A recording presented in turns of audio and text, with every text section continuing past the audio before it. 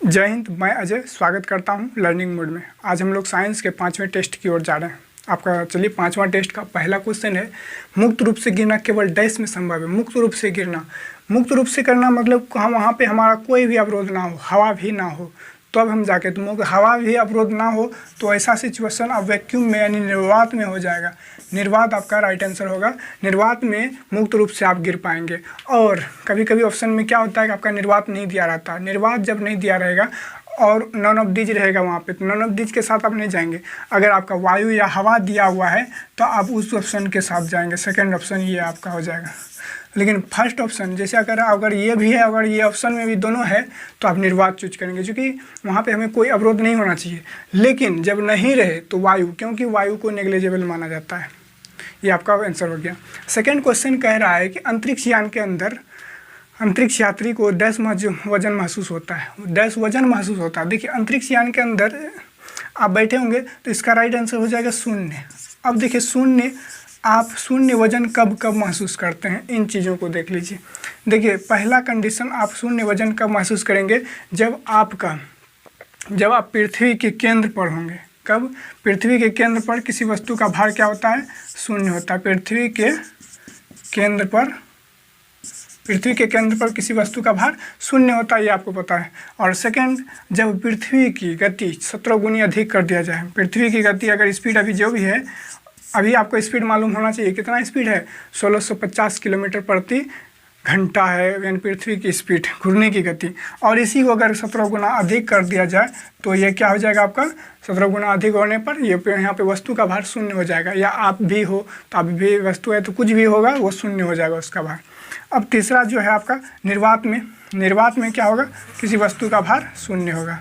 निर्वात में भी किसी वस्तु का भार शून्य होता है, तो ये आपका शून्य होने की कंडीशन है। तो और यहाँ पे आप जो पहला ये ऑप्शन भी था कि इसमें कि मतलब यहाँ पे अंतरिक्ष यान के अंदर अंतरिक्ष यात्री भी वजन शून्य महसूस करता है, ये आपका सॉल्व हो गया। अगला जो क्वेश्चन कह रहा है कि दाब बराबर क्या होता है। दाब हम नॉर्मली क्या पढ़े हैं, दाब यानी क्या हो जाएगा, प्रेशर। प्रेशर ये पावर नहीं है, प्रेशर है, P equal to power, pressure है। प्रेशर दाब इक्वल टू हम जानते हैं क्या होता है, बल बटे क्षेत्रफल। क्या होता है, बल बटे क्षेत्रफल होता है।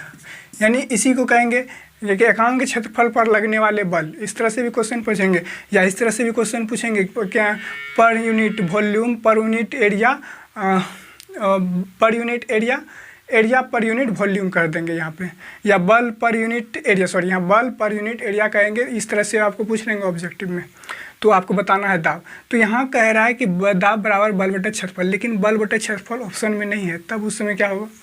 देखिए एक चीज़ और होता है, बल और एक जगह लगता है। सपोज दैट हमने यहाँ पे पानी लिया, इसमें वाटर है और इसमें देखिए यहाँ पे कोई सामान है और ये इसमें जो बल लग रहा है, पानी द्वारा जो बल लग रहा है, तो उसे हम क्या कहते हैं, उत्प्लावन बल कहते हैं, बॉयनेंसी फोर्स। क्या करेंगे, बॉयनेंसी फोर्स, उत्प्लावन बल। इसी उत्प्लावन बल को हम उत्क्षेप कहेंगे। क्या कहेंगे, उत्क्षेप कहेंगे। तो आप देख रहे हैं ऑप्शन में है उत्क्षेप बटे क्या हो जाएगा, उत्क्षेप बटे आपका क्षेत्रफल, इसका राइट आंसर हो जाएगा। इन बात को देखिए, क्योंकि बहुत सारे स्टूडेंट वैकेंसी भरे हुए हैं, तो छांटने के लिए कुछ ना कुछ तो आइडिया लगाना पड़ेगा। तो यही चीज़ है, आपको बल कहीं ना कहीं तो बल लग रहा है, तो बल यहाँ से लगे या यहाँ लगे, या बल हम ऐसे लगाएं या बल पानी के द्वारा लगे, तो बात बराबर है। तो ये आपको उत्क्षेप बटा क्षेत्रफल हो जाएगा, right answer. Next 4 number question कह रहा है कि मास प्रति यूनिट वॉल्यूम, मास मैंने द्रव्यमान प्रति यूनिट वॉल्यूम, यही आपका द्रव्यमान बटे आयतन कह देंगे। तो किसका सूत्र होता है, आप जानते हैं, घनत्व यानी डेंसिटी का सूत्र होता है। घनत्व यानी डेंसिटी का सूत्र होता है मास प्रति यूनिट वॉल्यूम, ये कह रहा है। और इसी को आपको नेक्स्ट कह देखिए, अब चाल बराबर होता है क्या, दूरी बटे समय, दूरी बटे समय। तो हम इसे किस तरह एक्सप्लेन करेंगे कि कहेंगे कि यानी समय पर यानी टाइम पर दूरी पर यूनिट टाइम, इस तरह भी कर सकते हैं। या एकांक समय में लगने वाले, एकांक समय में चली गई दूरी, ये भी कह लेंगे।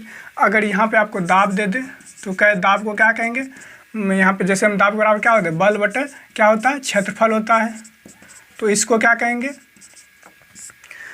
इसमें कहेंगे कि फोर्स पर यूनिट एरिया, या कहेंगे एकांक क्षेत्रफल पर लगने वाले बल, इस तरह भी एक्सप्लेन कर लेंगे।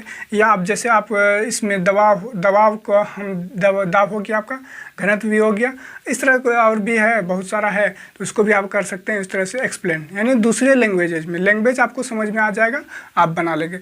आपको समझना है थोड़ा, जैसे फोर्स पर यूनिट एरिया ये हो जाएगा, मास पर यूनिट वॉल्यूम, या इस तरह करेंगे डिस्टेंस पर यूनिट टाइम, ये हो गया आपका राइट आंसर। अगला 5 नंबर क्वेश्चन कह रहा है कि यदि जलवाष्प की मात्रा अधिक है तो उसका वाष्पीकरण दर क्या होगा। वाष्पीकरण की दर पूछ रहा है, वाष्पीकरण की दर बढ़ेगी, घटेगी, या शून्य रहेगी, या अपरिवर्तित रहेगी, मतलब शून्य या अपरिवर्तित।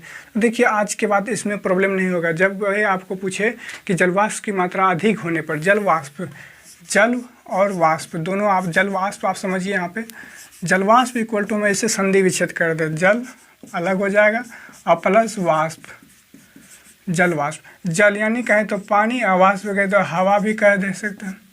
तो अगर जल होगा तो उसमें जल क्या हो जाएगा, ठंडा होगा, जल अधिक होने पर ठंडा होगा। जब अधिक ठंडा होगा तो क्या होगा, देखिए जब अधिक ठंडा होगा तो यही आपका कौन सा हो जाएगा, ताप कम होगा। क्या होगा, जब ठंडा अधिक होगा तो ताप कम होगा, ताप कम होने पर वाष्पीकरण कम होगा। क्या हो जाएगा, वाष्पीकरण आपका कम होगा, वाष्पीकरण की दर यहाँ पे घट जाएगी, तो इसका राइट आंसर हो जाएगा घटेगी। तो याद रखिएगा, जलवाष्प, जल होगा तो ठंडा अधिक होगा, ठंडा अधिक होगा तो ताप कम होगा, ठंडा अधिक होने पर ताप कम होगा, ताप कम होगा तो वाष्पीकरण भी कम होगा। तो ये आपका हो जाएगा। अगर वाष्पीकरण को आप इस तरह से भी याद कर लेंगे, क्या यानी ताप, देखिए यहाँ पे जलवाष्प लिख लीजिए, आप इधर लिखिए वाष्पीकरण। देखिए इसमें अगर हम जलवाष्प की मात्रा अगर बढ़ाते हैं तो क्या होता है, हमारा वाष्पीकरण घटता है। तो क्या कहेंगे, जलवाष्प अधिक होगा तो वाष्पीकरण कम होगा। अगर ये इसी उल्टा अगर कर लीजिए, अगर जलवाष्प कम होगा तो वाष्पीकरण हमारा, ये सेकंड में है, फर्स्ट में ये है, इसको आप इस तरह से यहाँ पे उल्टा होगा, ये घटेगा और इसमें ये बढ़ेगा। अगर जलवाष्प कम होगा तो वाष्पीकरण अधिक होगा, अगर जलवाष्प अधिक होगा वाष्पीकरण कम होगा। कि आपने इसे आप नोट कर लीजिए कॉपी में, बहुत इंपॉर्टेंट पॉइंट है, इससे आप फंस सकते हैं, ज्ञान को नहीं होना चाहिए। और क्वेश्चन कह रहा है कि ठोस के पिघलने पर इसका तापमान क्या होगा, इसका तापमान में क्या होना चाहिए। देखिए ऑप्शन है आपका, तापमान ठोस के अनुसार मतलब निर्भर, ठोस के प्रकृति पर निर्भर करेगा। दूसरा कह रहा है कि बढ़ेगी घटेगी, ये तीसरा यानी नो चेंजिंग, कोई परिवर्तन नहीं होगा। देखिए हमेशा आपको इस तरह के क्वेश्चन पूछने के बाद, जब भी आपसे पूछेंगे कि ठोस को अगर पिघलाना हो तो उसमें कौन तापमान का क्या होगा, तो तापमान आप 100% मानेंगे कि बढ़ाने पर ही पिघलेगा। नहीं, आप यहाँ पे मिस्टेक कर रहे हैं, थोड़ा डीपली सोचिएगा। देखिए एक होता है, हमने यहाँ अवस्था परिवर्तन, जैसे हम ठोस है, सॉलिड है, उसके बाद द्रव है, लिक्विड है, द्रव है, और इसके बाद गैस है। इनमें आप समझिएगा पॉइंट को। देखिए ठोस से द्रव गर्म करने पर क्या बनेगा, द्रव, और फिर गर्म करेंगे तब जाके गैस बनेगा आपका। लेकिन यहाँ अवस्था परिवर्तन हो रहा है, ये ठोस अवस्था में इस अवस्था से द्रव अवस्था में, इस अवस्था से गैस अवस्था में। अवस्था परिवर्तन के दौरान हमेशा याद रखिएगा ताप में कोई अंतर नहीं होता है। यानी यहाँ पे एक गुप्त उष्मा काम करती है। कौन सी उष्मा, गुप्त उष्मा कहते हैं, इसी को लेटेंट हीट कहते हैं इंग्लिश में। क्या कहते हैं, लेटेंट हीट, गुप्त उष्मा। गुप्त उष्मा अवस्था में परिवर्तन होता है। सपोज दैट यहाँ पे 0 डिग्री सेल्सियस पे अगर ये बर्फ में बना है, ये भी 0 डिग्री सेल्सियस पे, यानी उस समय ये द्रव में बनेगा। तो यहाँ पे लेकिन इसके बीच में एक लेटेंट हीट यानी गुप्त उष्मा कार्य किया है। उसी तरह यहाँ पे 100 डिग्री सेल्सियस पे अगर वह आपका द्रव लिक्विड रहता है तो वही 100 डिग्री सेल्सियस पे वो आपका गैस में भी चेंज होता है। तो यहाँ ताप में कोई अंतर है, there no changing in temperature on that time, only changing in latent heat, not temperature. Latent heat ये चेंज होता है। आप याद रखिएगा हमेशा, आप हमेशा ओवर कॉन्फिडेंस में नहीं रहिएगा। अवस्था परिवर्तन के दौरान होता है क्या, लेटेंट हीट, गुप्त उष्मा कार्य करता है इन दोनों के बीच में। चलिए हम लोग अब नेक्स्ट क्वेश्चन बढ़ते हैं। इस क्वेश्चन को कह रहा है कि यानी केल्विन पैमाने से सेल्सियस पैमाने में, यानी किस में कह रहा है कि केल्विन पैमाने से, कह रहा है केल्विन पैमाने से सेल्सियस पैमाने में बदलने के लिए। तो इसमें देखिए यानी केल्विन है, K4 आप जानते हैं केल्विन है, और ये सेल्सियस है। केल्विन पैमाने से सेल्सियस पैमाने में बदलने के लिए हमें ऑप्शन दिया गया है 273 जोड़ेंगे, 273 घटाएंगे, 273 उस तापमान में क्या करेंगे, गुना करेंगे, 273 से विभाजित करेंगे, ये चीज़ें दिया गया। देखिए आज के बाद इन चीज़ों में प्रॉब्लम नहीं होता, हमेशा हम प्रैक्टिस करके जाते हैं कि 273 जोड़ेंगे घटाएंगे, लेकिन वहाँ उल्टा पुल्टा हो जाता है। देखिए हमें यहाँ पे हमेशा याद रखनी है कि सपोज दैट हमने यहाँ पे इसे सीरीज में करें, पहले क्या आता है आपका अल्फ़ाबेट में, पहले आपका सी आता है, उसके बाद के आता है। अगर सी का अल्फ़ाबेट में आप रीजनिंग पढ़ें तो हमेशा आपको ये पता ही होगा, तो सी का अगर 3 है तो के का 11 है, ये बात आप याद रखिए। हमें 3 से 11, फिर एक और बनाइए केल्विन से सेल्सियस, केल्विन टू सेल्सियस और सेल्सियस टू केल्विन। 3 से 11 जाने के लिए ये 3 छोटा है और यहाँ 11 बड़ा है, तो हम क्या करेंगे, यहाँ पे जोड़ेंगे सेल्सियस से। जबकि हमको केल्विन बनाना हो तो इसमें हम क्या करेंगे, जो तापमान दिया हुआ है उसमें हम 273 जोड़ देंगे। अगर 50 दे दो, यानी कह दे 50 डिग्री सेल्सियस को आप केल्विन में बदलें तो 50 इसमें क्या कर देंगे, जोड़ देंगे, प्लस 50 कर देंगे, तो हमारा क्या हो जाएगा 3725 323 डिग्री, किसमें, केल्विन, डिग्री नहीं होगा यहाँ पे केल्विन हो जाएगा, ये है। और उसी तरह केल्विन में से सेल्सियस में आते हैं, केल्विन से सेल्सियस में आते हैं तो आप देखिए यहाँ पे क्या है, 11 है और यहाँ पे 3 है, हमारा यहाँ उल्टा है यानी कम है, तो कम है तो क्या करेंगे, घटाएंगे, यहाँ पे क्या करेंगे, घटाएंगे। तो अब जैसे हमें पूछे कि केल्विन दिया हुआ है 373, हमें कह रहा है कि जो है कि डिग्री सेल्सियस निकालिए, तो 373 अब घटा देंगे कितना, हमारा 373 में 273 घटा देंगे, कितना, ये 100 डिग्री सेल्सियस निकल जाएगा। ये है आपका kelvin to Celsius, Celsius to kelvin निकालने का। अब सूत्र आता है, जैसे सूत्र की हम तो ये तो हो गया केल्विन टू 273 दिया हुआ है तब, लेकिन सूत्र आता है, जैसे हम याद रखिएगा आप हमेशा, जैसे डिग्री सेल्सियस का मैक्सिमम टेम्परेचर कितना होता है, 100 डिग्री सेल्सियस होता है। उसके बाद केल्विन का कितना होता है, 373 होता है, और मिनिमम कितना होता है, 273। इसका मिनिमम कितना होता है, 0 डिग्री सेल्सियस, इसका मिनिमम कितना, 273 केल्विन। डिग्री सेल्सियस केल्विन और फ़ारेनहाइट, डिग्री फ़ारेनहाइट का होता है आपका जो है कि 32, मिनिमम मैक्सिमम होता है 212 और मिनिमम क्या हो जाएगा आपका 32 डिग्री फ़ारेनहाइट। तो इसमें एक फार्मूला हम लोग यूज कर लेंगे, जिसमें कि आप कह लीजिए मिनिमम से यूज करेंगे, जैसे सी आपका डिग्री सेल्सियस है -0 डिग्री, बट जो इसका डिफरेंस है कितना, 100 डिग्री सेल्सियस, ये डिफरेंस हो जाएगा आपका। तो डिफरेंस आपका नीचे बराबर है किसका, तो केल्विन में आप चलेंगे, केल्विन में क्या है आपका 300, यानी केल्विन -273 मिनिमम हमने बोला है, और डिफरेंस कितना है 100। फिर बराबर आपका फ़ारेनहाइट का आता है, तो फ़ारेनहाइट में आपका डिग्री फ़ारेनहाइट माइनस मिनिमम कितना है 32 है, और इनके भी डिफरेंट आपको 180 होना चाहिए मालूम। तो ये सूत्र है, इन सूत्र के माध्यम से आप जो है कि निकाल सकते हैं किसी भी फॉर्मूला। जैसे अगर सेल्सियस केल्विन दिया है तो आपको केल्विन फ़ारेनहाइट पूछेगा तो उस तरह से आप निकाल लेंगे। तो ये आपका हो गया जो बेसिक फॉर्म है ये। लेकिन Celsius to kelvin, kelvin to Celsius में क्या होता है, आपको 273 किस में, सेल्सियस से केल्विन में जाने पर जोड़ना होता है और केल्विन टू सेल्सियस जाने पर घटाना होता है। तो ये आपका हो गया। 8 नंबर जो क्वेश्चन कह रहा है कि इसमें भी सेम टू सेम है, यानी इसमें कह रहा है कि केल्विन सेल्सियस टू केल्विन, तो सेल्सियस टू केल्विन ये वाला है, तो इसमें हम जोड़ेंगे, लेकिन केल्विन टू सेल्सियस में घटाएंगे। तो अगला जो आपका 9 नंबर क्वेश्चन कह रहा है, 9 नंबर क्वेश्चन में कह रहा है कि यानी किसी विस्फोट, जब कोई किसी विस्फोट के कारण समुद्र तल पर क्या होगा, विस्फोट हमने समुद्र तल के अंदर किया है। अब क्वेश्चन में अगर इस तरह कह दे समुद्र तल के ऊपर तो फिर अलग हो जाएगा।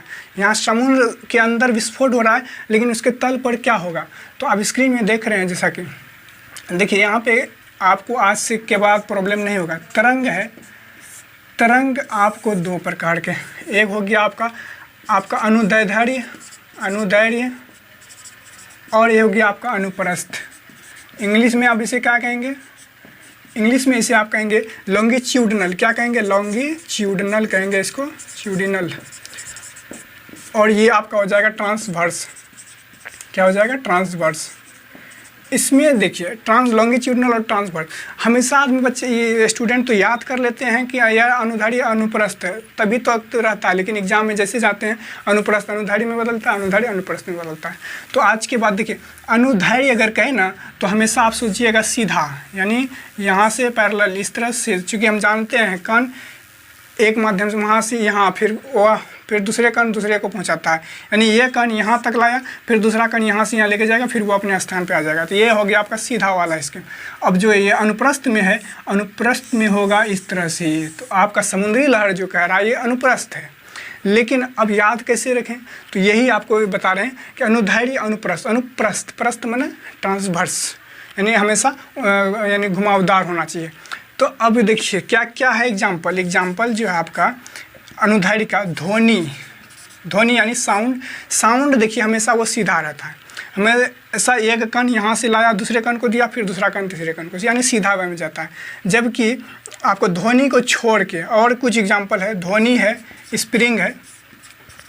स्प्रिंग देखिए जब भी आप स्प्रिंग को ऐसे करेंगे तो वो हमेशा सीधा ऊपर नीचे करेगा, ना कि घूम के नहीं होगा, हमेशा सीधा करता है। और विस्फोट, विस्फोट जब भी होता है ना, विस्फोट होने पर कण हमें टेढ़ा मेढ़ा नहीं जाएगा, वो हमेशा सीधा जाता है। मतलब जैसे विस्फोट किया सीधा भागेगा, तो वो विस्फोट। इन तीनों को छोड़ के जो भी होगा वो सब अनुप्रस्थ में होगा। जो भी होगा इन तीनों के अलावा, इन तीनों के अलावा जो भी होगा, तीनों के अलावा जो भी होगा वो अनुप्रस्थ होगा। और ये तीनों आपका जो है अनुदैर्घ्य है। तो इसमें आपका सॉल्व हो गया। तो आपको कह दे कि समुद्र तल पर कह रहा है, तो समुद्र तल पर विस्फोट के कारण तो कौन सा अनुप्रस्थ लहरें, चूँकि पानी ऐसे हो गई थी, यानी ये आपका अनुप्रस्थ हो गया। अगर कहता कि समुद्र तल के अंदर विस्फोट करेगी तो विस्फोट करेगी, विस्फोट में आ जाएंगे तब ये अनुदैर्घ्य हो जाएगा। 9 नंबर क्वेश्चन ये कह रहा था आपका। लास्ट क्वेश्चन है 10 नंबर। ध्वनि तरंग की गति दिया हुआ, स्पीड दिया हुआ है, जो आपका कितना है स्पीड 700 मीटर प्रति सेकंड है। और जबकि कह रहा है कि ध्वनि वह जो है 7 किलोमीटर यात्रा तय करता है, 7 किलोमीटर की दूरी तय करता है, यानी डिस्टेंस दिया हुआ है 7 किलोमीटर। तो इसमें कह रहा है कि वो उसकी मतलब कितना ये होगा उसका, तो कितना समय लेगा। टाइम इक्वल टू हम जानते हैं दूरी, दूरी क्या है हमारा 7 किलोमीटर। 7 किलोमीटर को पहले चेंज के लिए 7000 मीटर हो जाएगा, और स्पीड क्या हो जाएगा 700 मीटर प्रति सेकंड।